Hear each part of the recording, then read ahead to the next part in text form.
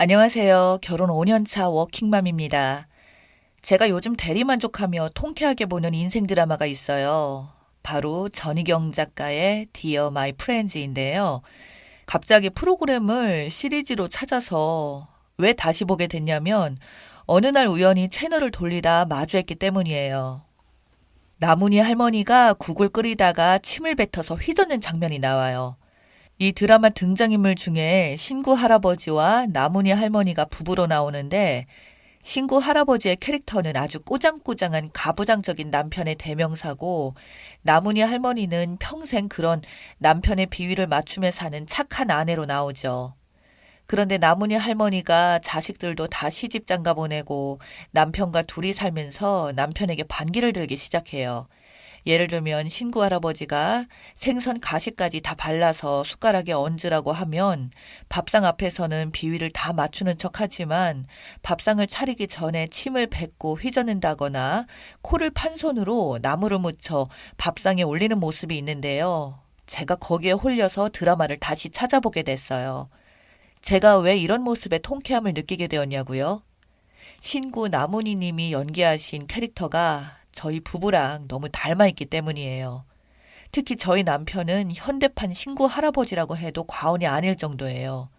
그런 가부장적인 면이 닮았던 저희 남편이 얼마나 밥상 앞에서 꼬장을 부리는 스타일인지 푸념종 늘어놓을게요. 일단 제 얘기부터 시작해야겠네요. 저는 딸부잣집 장녀로 태어나 맞벌이로 바쁜 엄마 대신 어린 시절부터 동생을 위해 밥상을 차리기 시작했어요.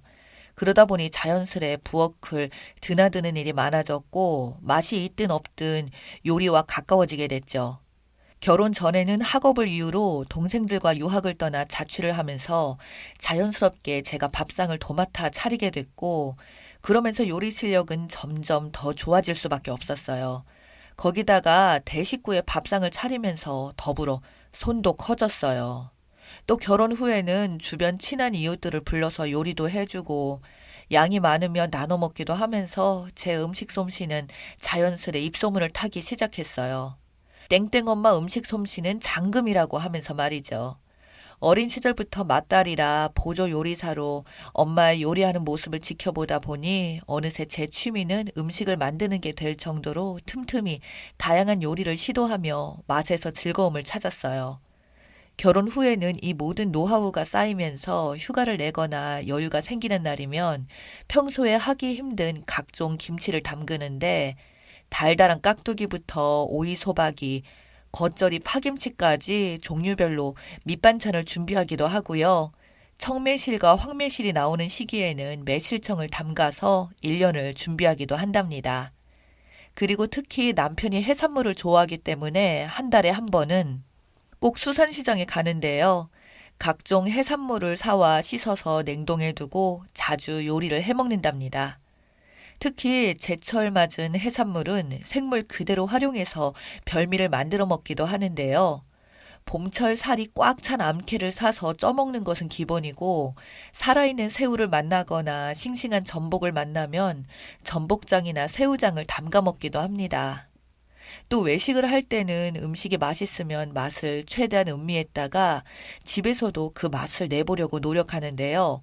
낙지볶음을 할 때 불맛을 입혀보기도 하고 밑반찬에 곁들여 나온 장아찌가 맛있으면 물과 간장, 식초, 설탕의 비율을 조절해 가며 최대한 비슷한 맛을 내보려고 하고요. 또 남편이 국을 좋아하기 때문에 진한 육수를 내려고 각종 뿌리 채소와 다시마를 넣고 사골을 끓이다 국물에 사용하기도 하죠. 10년 차 전업주부인 옆집 언니는 자기도 일정하게 되지 못하는 순간을 제가 뚝딱뚝딱 해내는 것을 보고 워킹맘이 이래도 되는 거냐며 반칙이라고 저를 신기해해요. 그런데 주변 누구나 인정하는 제 음식 솜씨에 유독 태클을 거는 한 사람이 있으니 바로 꼬장꼬장한 가부장의 대명사, 제 남편이에요. 저희 부부가 맞벌이를 하다 보니까 아침은 간단히 먹을 수도 있는데 저희 남편은 아침상에는 꼭 쌀밥이 있어야 한대요. 자기는 결혼 전에 시어머님이 아침을 굶겨본 적이 없어서 아침을 먹지 않으면 뭔가 힘이 빠진다고 해서 저도 최대한 맞춰주려고 노력했어요.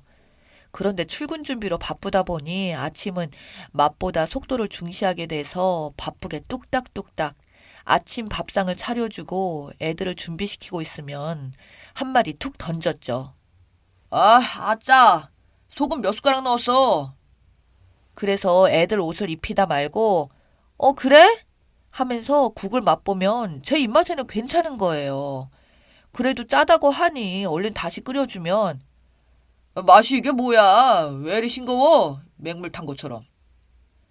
아, 바쁜 아침에 속에서 부글부글 올라오지만 출근길 망칠까봐 꾹 눌러 참게 됩니다. 그리고 저는 퇴근하고 와서 파김치가 돼도 꼭 저녁상을 차려야 해요. 너무 피곤해서 반찬집에서 반찬을 사오거나 배달 음식을 시킨 날에는 여지없이 먹을 게 없다는 둥, 조미료 맛이 팍팍 느껴진다는 둥 잔소리가 엄청 심해지거든요. 자기는 점심을 밖에서 먹어서 저녁은 꼭 집밥을 먹어야 한다는 겁니다. 저도 사람인지라 너무 피곤해서 도저히 참기 힘든 날에는 여러 번 반기를 들었죠. 차라리 그럼 당신이 요리를 해서 먹든지. 그러면 아이들 앞에서 버럭버럭 큰 소리를 내며 가장이 집에 와서 밥 한 끼도 제대로 얻어먹지도 못하냐며 폭발을 하니 제가 참는 수밖에요. 저는 어린 시절 부모님이 너무 다투어서 그게 전쟁보다 더 큰 공포라는 것을 알기 때문에 저희 아이들을 위해서 꾹 참게 되네요. 대신 마음속으로는 모두 아시죠? 어디 두고 봐. 애들 크면 당장 이혼이야. 이런 심정으로 말이에요. 한 번은 시아버지 생신 때 시댁에 가서 점심을 먹을 때였어요.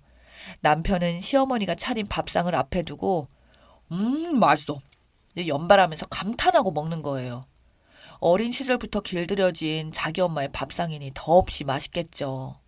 그럼 거기까지 차린 사람도 먹는 사람도 누구나 기분 좋게 먹을 일인데 또 툭하면 한마디를 던졌죠. 당신도 우리 엄마처럼 이렇게 좀 맛있게 좀 해봐. 또 속에서 부글부글 끓어오르죠. 그래, 알았어. 당신 엄마처럼 아주 조미료 팍팍 쏟아부어서 맛있게 끓여줄게. 사실 시어머니 옆에서 음식을 돕다 보면 조미료를 저렇게 넣어도 되나 싶을 만큼 쏟아붓거든요.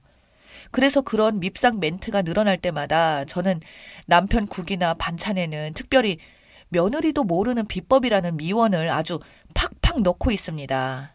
그걸 모르고 맛있다고 감탄하는 모습을 볼 테면 꼴 보기 싫어지면서 역시 건강한 기쁜 맛보다는 당신한테는 조미료가 딱이야 싶은 생각에 퍼붓게 되더라고요.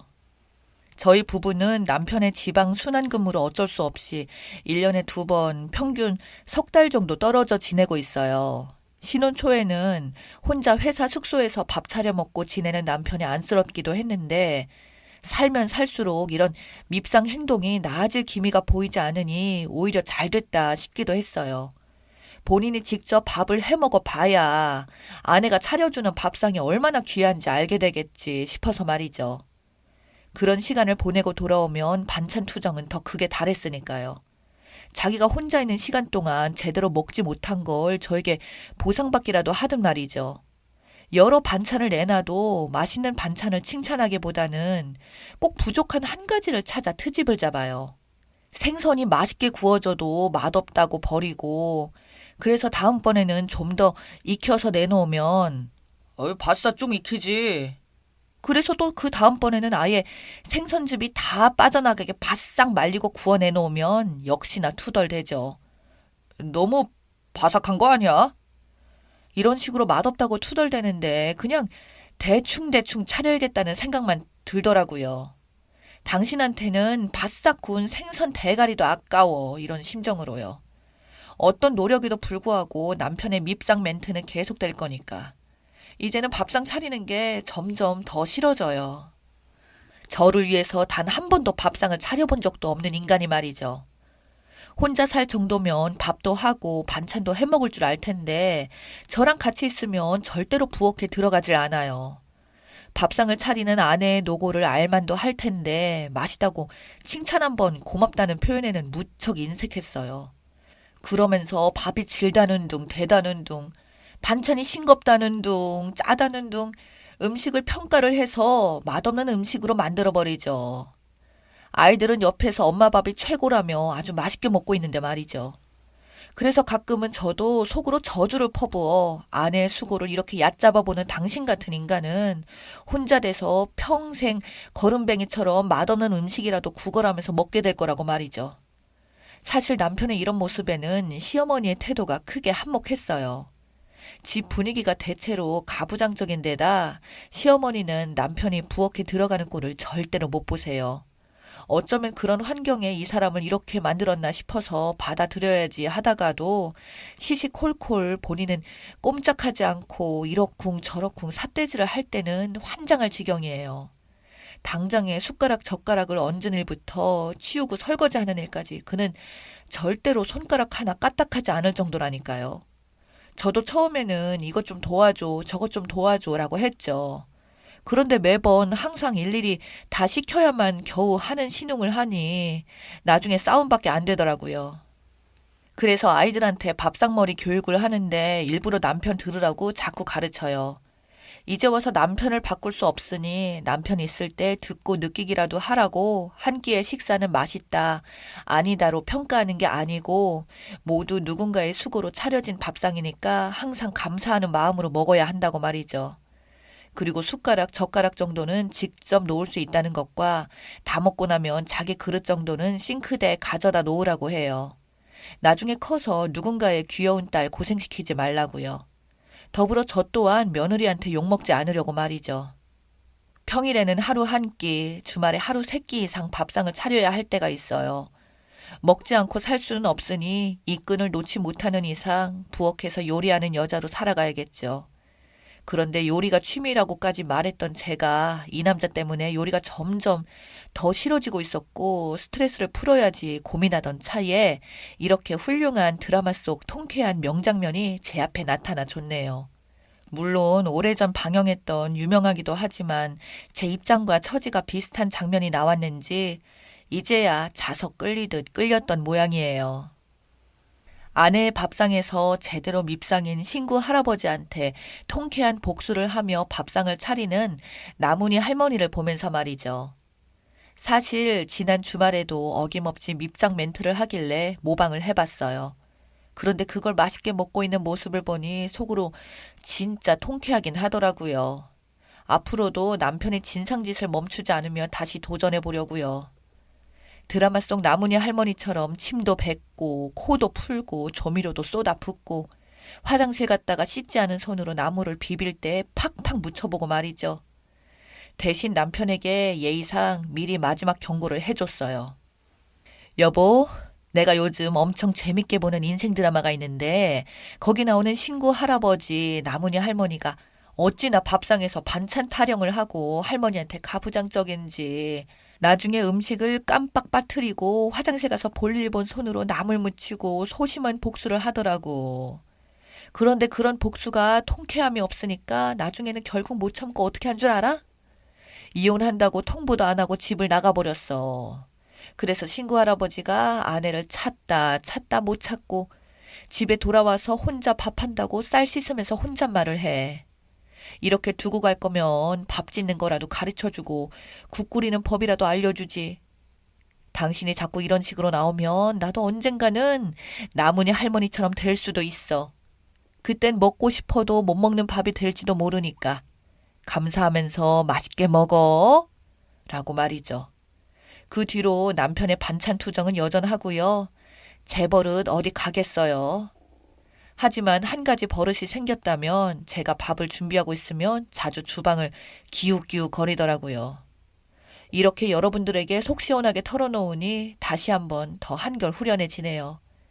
지금까지 제 이야기 들어주셔서 감사합니다.